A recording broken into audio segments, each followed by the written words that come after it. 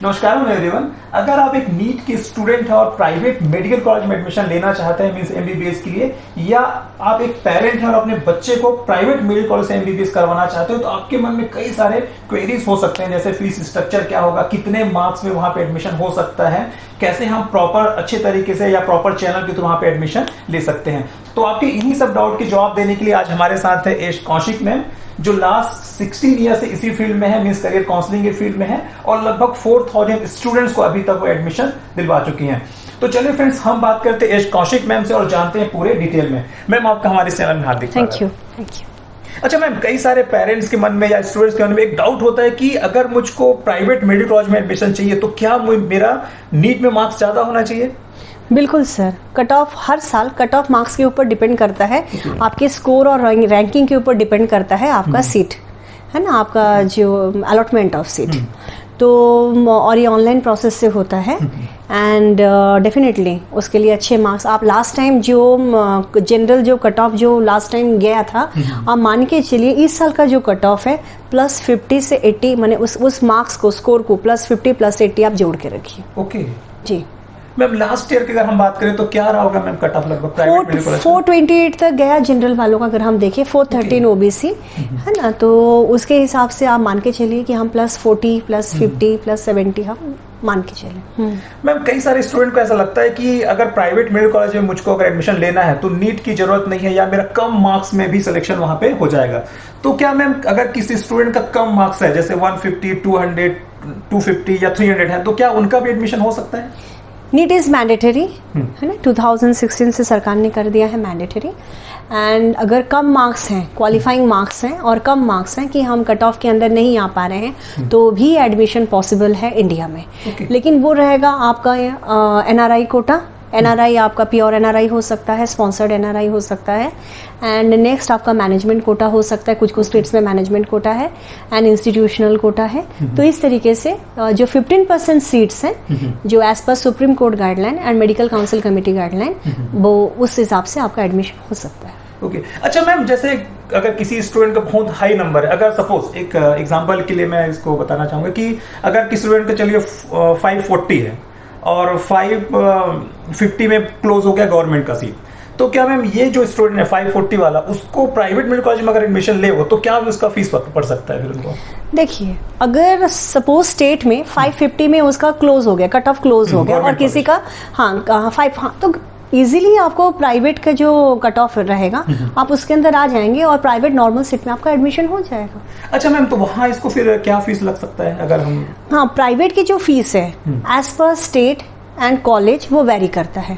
6 लाख से लेके 26 लाख सालाना फीस तक का कॉलेज है। 6 लाख से लेके 26 लाख सालाना। हाँ, छत्तीसगढ़ हो गया, कर्नाटक के कुछ कॉलेजेस हैं जहाँ की फीस 6 लाख है।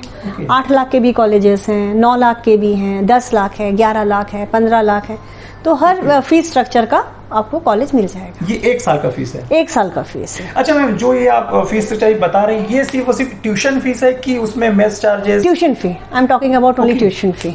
मींस इसमें मेस चार्जेस, वहाँ के हॉस्टल चार्जेस, लाइब्रेरी फीस, वो सब अलग? वो सब अलग है। ओके। तो अच्छा मैम, जैसे अगर किसी स्टूडेंट का 200 एबो नंबर है, मींस उसी का अराउंड नंबर है 200 250 300, तो वो कैसे फिर इसमें एडमिशन ले सकते हैं? कुछ एक स्टेट्स में ओपन स्टेट है, आप वहाँ पे देख सकते हैं, लेकिन जितने कम मार्क्स होंगे उतने ज़्यादा फीस का आपको कॉलेज मिलेगा। और कुछ अगर आप प्रायोरिटी में रखते हैं कि नहीं मुझे यहाँ इस स्टेट में ऐसे लेवल के कॉलेजेस चाहिए, तो एनआरआई कोटा है वहाँ पे, उसके लिए हमें एक प्रॉपर चैनल के माध्यम से आप जानकारी लीजिए और उसके हिसाब से आगे आप प्रोसेस करिए, definitely you are going to get the seat. अच्छा मैम, तो अगर किसी स्टूडेंट का नीचे की तरफ नंबर है, मींस कम नंबर है, और तो उनको कितना वेरिएशन आ जाता होगा फीस में?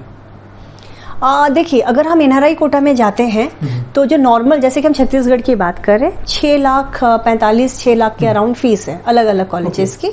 लेकिन यही जब हम एनआरआई कोटा में जाते हैं, हमारे मार्क्स बहुत कम है, कट ऑफ के अंदर हम नहीं आ पा रहे हैं, तो एनआरआई के लिए कोई भी एलिजिबल है जाने के लिए, एडमिशन लेने के लिए, तो वो उस समय आपका सालाना जो फीस रहेगा वो 19 लाख समथिंग है। ओके।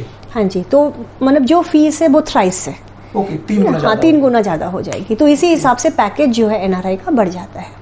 अच्छा मैम, जो प्राइवेट मेडिकल कॉलेजेस हैं यहाँ पे, वो कई सारे ऐसे भी कॉलेज हैं जिनका नाम बहुत बड़ा है, मीन्स बहुत बड़े बड़े कॉलेजेस हैं यहाँ पे, लेकिन अगर किसी स्टूडेंट का वहाँ पे कम नंबर है तो क्या ऐसे कॉलेज में भी एडमिशन ले सकते हैं वो? डेफिनेटली ले सकते हैं, लेकिन वहाँ का जो फिर एनआरआई की जो फीस रहेगी वो पेइंग कैपेसिटी होनी चाहिए। डेफिनेटली हो सकता है, तो सबसे लेकिन वहाँ पे क्या है कि आपको सही टाइम पे आपको एडमिशन लेना पड़ेगा।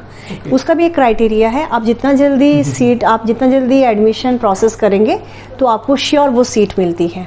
लेकिन कई बार कैसा होता है कि बहुत सोच विचार करके जब तक आते हैं तब तक वो सीट शायद कोई और ले चुका होता है।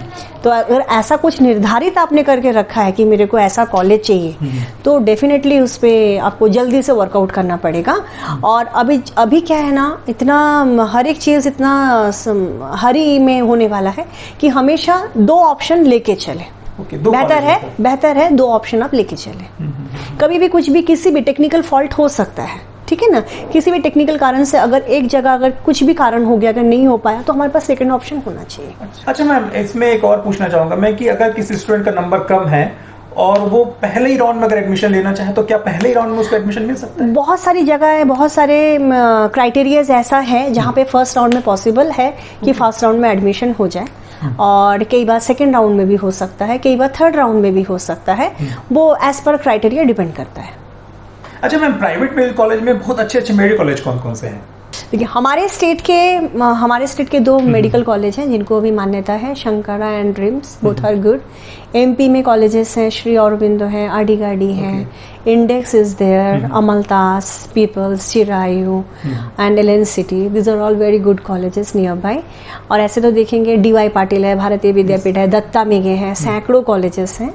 एंड थोड़ा सा आप इसमें वर्कआउट करेंगे और गाइडेंस के लिए, प्रॉपर गाइडेंस के लिए एक बार ऑफिस आइए, है ना। तो देखिए, जो बेस्ट कॉलेज हैं सभी अपनी जगह ठीक है, लेकिन ज़्यादा डीप जो जानकारी है आपको कि कैसा आपका जो आप क्या चाहते हैं, आपका बजट क्या है, ठीक है। एक जैसे कि बहुत स्टूडेंट्स रहते हैं जो दूसरी जगह जाके जहाँ का आबो हवा ऐसा है कि वहाँ पे उनको लैंग्वेज प्रॉब्लम हो सकती है, बहुत सारी चीज़ें हैं। तो वो आपको किस हिसाब से चाहिए उस हिसाब से वर्कआउट करके आप उसको चुनिए। आजकल आए दिन न्यूज में चलते रहता है कि ये एक बच्चा उनके थ्रू एडमिशन लिया और वहाँ पे फ्रॉड हो गया, कॉलेज वाले उल्टा सीधा फीस लेते हैं, बीच में एक जो करियर काउंसलर थे वो फीस लेके भाग गए। तो मैम, ये इन सब चीज़ों से पेरेंट्स कैसे बच सकते हैं? होता है, ये सब होता है, बहुत सुनने को मिलता है। फिर मैं कहूँगी प्रॉपर चैनल चुने, है ना, और प्रॉपर चैनल चुनेंगे। और सही बात है कि आपको कोई भी प्रलोभन दे, है ना, कि ये इसमें हो जाएगा, वैसा हो जाएगा, तो थोड़ा सा उनसे बचें। और प्रलोभन बहुत तरीके से हो सकता है। जैसे कि लास्ट टाइम मेरे पास एक केस आया था, तो उनके स्कोर थे 300 समथिंग। तो किसी ने उनको कहा कि सेंट्रल पूल कोटा के तहत आपका एडमिशन हो जाएगा, लेकिन फादर थे टीचर। सेंट्रल पूल कोटा यानी कि अगर आप आर्मी बेस्ड हैं, है ना, तो आपके डॉक्यूमेंटेशंस हैं, तो एक प्रावधान है कि उनके बच्चों को मौका मिलता है, कम मार्क्स हैं तो भी। लेकिन उनको किसी ने प्रलोभन दिया और वो 25 लाख दिए, आज तक उनके पैसे नहीं मिले। और उसके बाद दोबारा वो होटल में आके बैठे थे वो और ऐसा कर रहे थे, और उसके बाद उनके, तो इस तरीके से प्रलोभन से बचें। जो डॉक्यूमेंटेशन हमारे पास है नहीं, अब उसको हम कैसे कर सकते हैं, है ना। तो अगर इस सब चीज़ों से बचेंगे, और जैसे कि कई बार क्या होता है कि कॉलेज की फ़ीस ये सब मिला के 85-90 का पैकेज रहता है। कई बार लोग बोलते हैं कि नहीं, आपका 70 में हो जाएगा, 60 में हो जाएगा। तो इस तरीके से एडमिशन नहीं होता है। कॉलेज की जो फीस है वो कैसे कम हो सकती है ना। तो थोड़ा सा इन सब चीज़ों को अगर ध्यान देंगे तो नहीं होगा, इस तरह की घटनाएं नहीं होंगी फिर।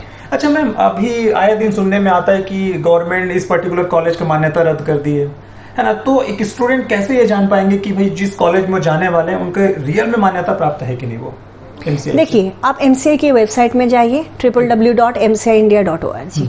अभी NMC आ गया है ना, तो उसमें आपको हर एक कॉलेज की जो मान्यता है, तो वो सारी चीज़ें आपको वहाँ पे डिटेल्स में जानकारी। आजकल सारी चीज़ें ऑनलाइन है, तो किसी भी तरीके से फॉर्ज होना, इसमें आपको आना ये नहीं रहेगा। मतलब आप डिटेल्स में आप जानकारी उससे ले सकते हैं। नया कॉलेज अगर है, अगर अच्छे ग्रुप का कॉलेज है, तो आप एडमिशन लीजिए, डरने वाली कोई भी बात नहीं है।